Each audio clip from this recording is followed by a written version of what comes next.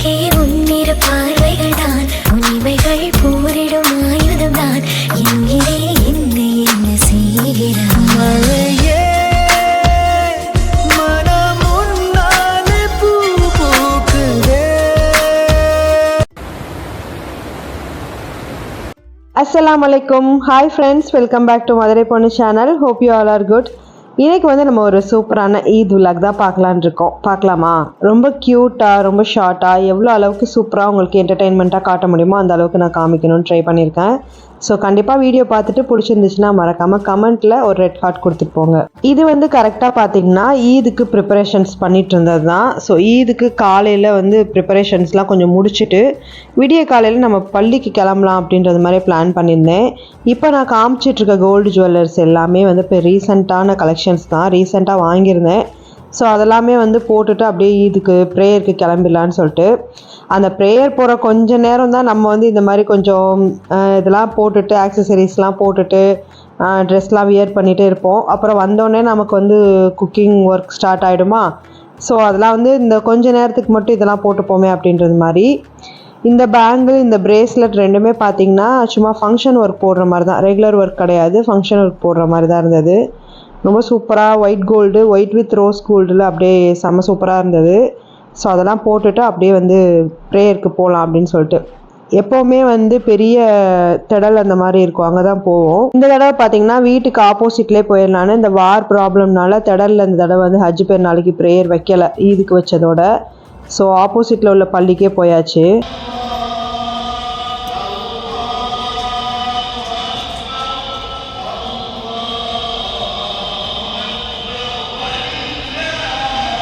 Opposite பள்ளின்றதுனால இடம் கிடைக்குமோ கிடைக்காதோ அப்படின்றது மாதிரி தான் கிளம்பியிருந்தோம். நாங்களே ஒரு 15 மினிட்ஸ் பிஃபோர் தான் போயிருந்தோம். ஆனால் அப்போ வரைக்குமே நல்லா காலியாக இருந்தது. நிறைய பேர் வந்து ரொம்ப லாங் ஹாலிடே அப்படின்றதுனால அபுதாபி, துபாய் அந்த மாதிரி ரிலேட்டிவ் வீட்டுக்கு கூட போயிருப்பாங்கன்னு நினைக்கிறேன். ஸோ அதனால் காலியாக இருந்தது. அதுக்கப்புறம் நான் போய் ஒரு 5 மினிட்ஸில் அடுத்தடுத்து ஃபில் ஆகிடுச்சு.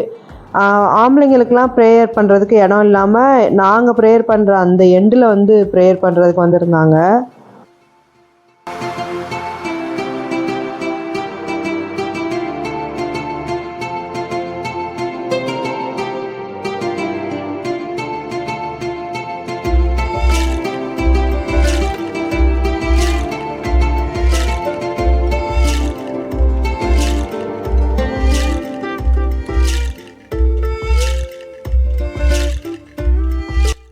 இந்த தடவை லேடிஸோட ஜென்ட்ஸ் க்ரௌடு தான் அதிகமாக இருந்துச்சு. ஸோ அதெல்லாம் முடிச்சுட்டு ப்ரேயர் முடிச்சுட்டு அதுக்கப்புறம் அப்படி வீட்டுக்கு போயாச்சு. குட்டியாக ஒரு ஃபோட்டோ ஷூட் மாதிரி எல்லாமே பண்ணிவிட்டு, இதுதான் நான் வந்து ஈத் அன்னைக்கு போட்டிருந்தேன் அந்த காஸ்ட்யூம். ஆக்சுவலி பிளான் பண்ணி வாங்கணும்னு நினச்சது வேறு, சாரீக்கு போட்ட பிளான் அது கடைசியில் இந்த மாதிரி எடுத்து வச்சுருந்தா ஆல்ரெடி நியூ குர்த்தா இருந்தது, அதில் ஷிஃப்ட் ஆயாச்சு. ஏன்னா இந்த தடவை பெருசாக ஷாப்பிங்கில் இன்ட்ரெஸ்ட் இல்லாமல், ரொம்ப டிசைன்ஸ் கலெக்ஷன்ஸ் எல்லாமே இல்லாமல் அது பார்க்குற மாதிரி இல்லை. வீட்டுக்கு வந்ததுனே பார்த்தீங்கன்னா பசியார ஆரம்பிச்சிடலாம் அப்படின்னு சொல்லிட்டு ஸ்டார்ட் பண்ணியாச்சு. இந்த தடவை வந்து எப்போவுமே நாங்கள் வந்து மச்சான் வீட்டுக்கு தான் போவோம். பெருநாளைக்கு மச்சான் வீட்டுக்கு போவோம், ஹஜ் பேர் நாளைக்கு அவங்க எல்லாருமே இங்கே இன்வைட் பண்ணிடுவோம். ஸோ அந்த மாதிரி தான் ஒரு 3-4 வருஷமாகவே போயிட்டுருக்கு. அதனால அவங்க எல்லாம் வரதுக்காக வெயிட் பண்ணிகிட்டு இருந்தோம். அப்படியே மீன்வைல் நம்ம வந்து பிரேக்ஃபாஸ்ட்டுக்கு ரெடி பண்ணிடலாம் அப்படின்னு சொல்லிட்டு பாயாசத்துக்கு தாளித்து ஊற்றுறது, வடை மாவு, ஆனியன்லாம் போட்டு பிசைஞ்சு வைக்கிறதுன்னு சொல்லிட்டு ஒன்று ஒன்றா பண்ணிகிட்டு இருந்தேன். அப்புறம் டைம் பார்த்துட்டு மெதுவாக சுட்டு எடுத்துருவோம் அப்படின்னு சொல்லிட்டு சுடவும் ஆரம்பிச்சிட்டேன். இந்த இரும்பு கடாய் வந்து இப்போ ரீசெண்டாக தான் வாங்கியிருந்தேன். ஸோ நோம்பு டயத்தில் வாங்கியிருந்தேன், அது பழக்கணும் அப்படின்னு சொல்லிட்டு. அதுக்கப்புறம் தான் நோம்புலாம் முடிஞ்சுதான் பழக்கினேன். இப்போ சூப்பராக ஹெல்ப் பண்ணுது, எதுக்கு எடுத்தாலுமே இந்த இரும்பு கடாய் எடுக்கிற மாதிரி இருக்குது, அந்தளவுக்கு சூப்பராக இருந்தது. ஒரு தடவை பழக்கிட்டோன்னா செம்ம சூப்பராக அது செட் ஆகிடுது. வடை போட்டு எடுக்கிறதுக்கு எல்லாமே ரொம்ப ஈஸியாக இருந்தது. கொஞ்சம் சூடு வர வரைக்கும் தான் வெயிட் பண்ணணும், அதுக்கப்புறம் டக்கு டக்குன்னு ரெடி ஆகிடுது, அந்த மாதிரி இருந்துச்சு. அப்புறம் அது கூடவே பரோட்டா, அப்புறம் கரியானம் எல்லாம் ரெடி பண்ண ஆரம்பித்தாச்சு.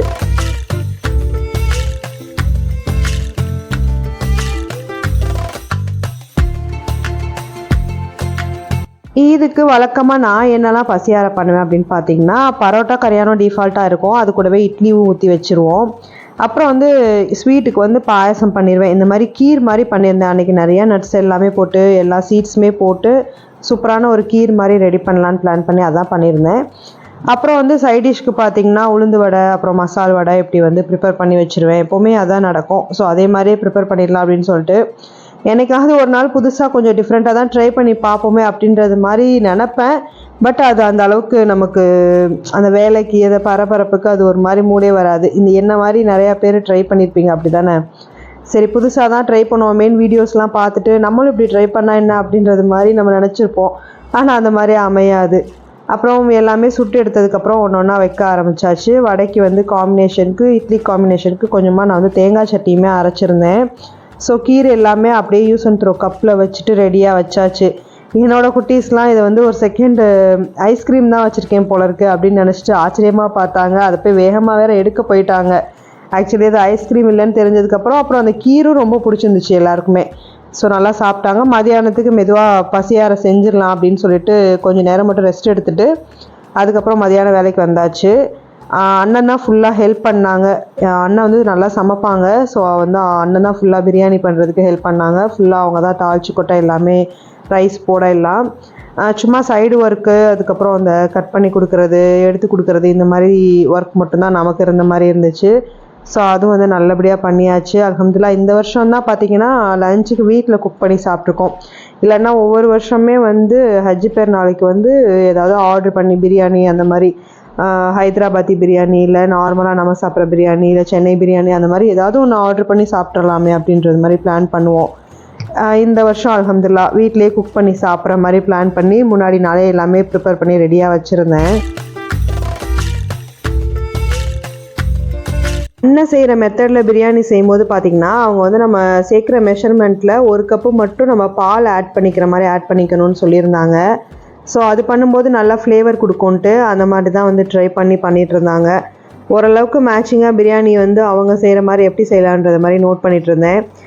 நிறையா மல்லி புதினா எல்லாம் சேர்க்கலை. அதுக்கப்புறம் வந்து வெங்காயத்தை நல்லா நம்மளை மாதிரி ரோஸ்ட் பண்ணிவிட்டு அதுக்கப்புறம் தான் ப்ரொசீஜர் ஸ்டார்ட் பண்ணாங்க. அப்புறம் 1 டம்ளர் பால் எக்ஸ்ட்ரா ஆட் பண்ணிக்கிட்டாங்க. அதே மாதிரி கலருக்கெலாம் பார்த்திங்கன்னா குங்குமப்பூ வந்து ரோஸ் வாட்டரில் கலந்து குங்குமப்பூ கலந்து அந்த தண்ணி தான் வந்து மேலாக்கில் ஆட் பண்ணாங்க. அதெல்லாமே ஒரு மாதிரி டிஃப்ரெண்ட்டான வைபாக இருந்தது. சூப்பராக ரெடி ஆகிட்டு இருந்தது. எனக்கு இந்த பெரிய சட்டியில் பண்ணுறதுன்ற போது கொஞ்சம் வந்து ஒரு மாதிரி பதட்டமாக இருந்தது.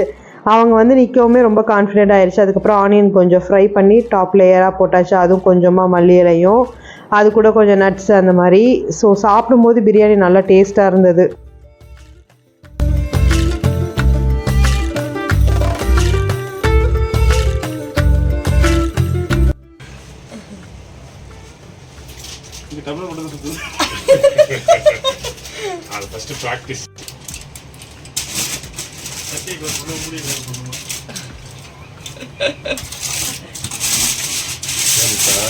சட்டியை கவர் பண்ணிட்டு மோல்டு கரெக்டா செட் கொடுத்துருக்காங்க பாருங்க. தெரியல பூ வச்சா கூட செட்.